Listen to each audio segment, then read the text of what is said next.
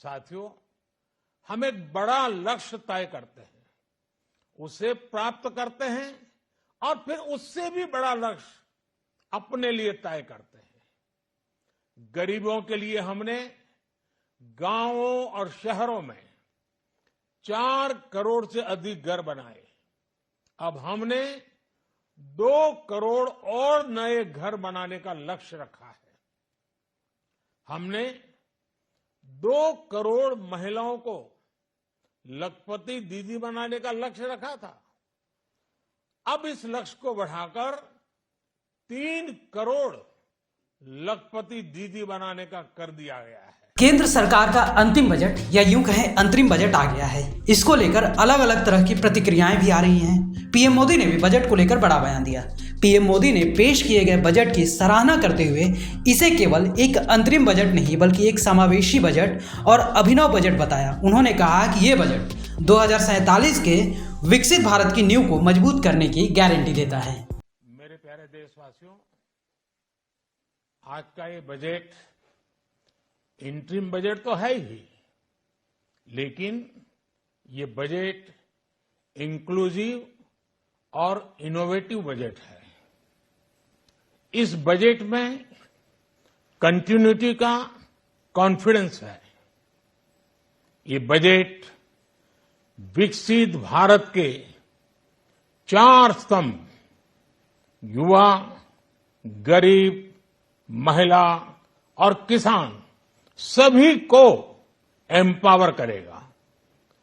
निर्मला जी का ये बजट देश के भविष्य के निर्माण का बजट है। इस बजट में 2047 के विकसित भारत की नींव को मजबूत करने की गारंटी है।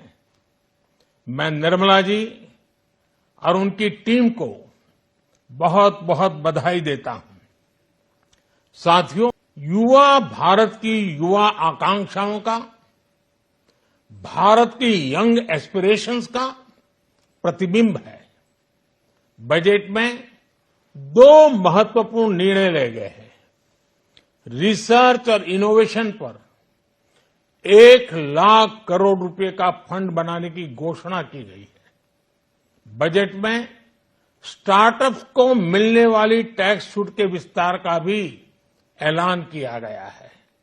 साथियों, इस बजट में फिस्कल डेफिसिट को नियंत्रण में रखते हुए कैपिटल एक्सपेंडिचर को 11,11,111 करोड़ रुपए की ऐतिहासिक ऊंचाई दी गई है। अर्थशास्त्रियों की भाषा में कहें तो एक प्रकार से स्वीट स्पॉट है।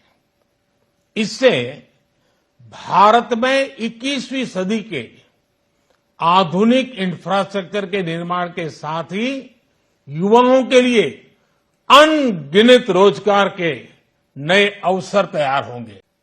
साथियों, हम एक बड़ा लक्ष्य तय करते हैं, उसे प्राप्त करते हैं और फिर उससे भी बड़ा लक्ष्य अपने लिए तय करते हैं। गरीबों के लिए हमने गांवों और शहरों में 4 करोड़ से अधिक घर बनाए।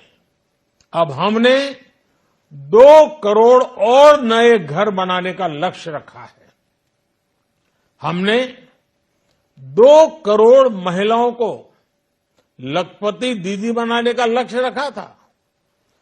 अब इस लक्ष्य को बढ़ाकर 3 करोड़ लखपति दीदी बनाने का कर दिया गया है।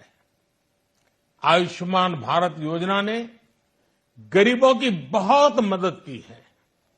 अब आंगनवाड़ी और आशा वर्कर उन सबको इस योजना का लटका कर रखी थी। आज इस बजट में किसानों के लिए भी बहुत महत्वपूर्ण और बड़े निर्णय लिए गए हैं। नैनो डीएपी का उपयोग हो, पशुओं के लिए नई योजना हो, पीएम मत्स्य संपदा योजना का विस्तार हो और आत्मनिर्भर ऑयल सीड अभियान हो, इससे किसानों की आय बढ़ेगी और खर्च कम होगा।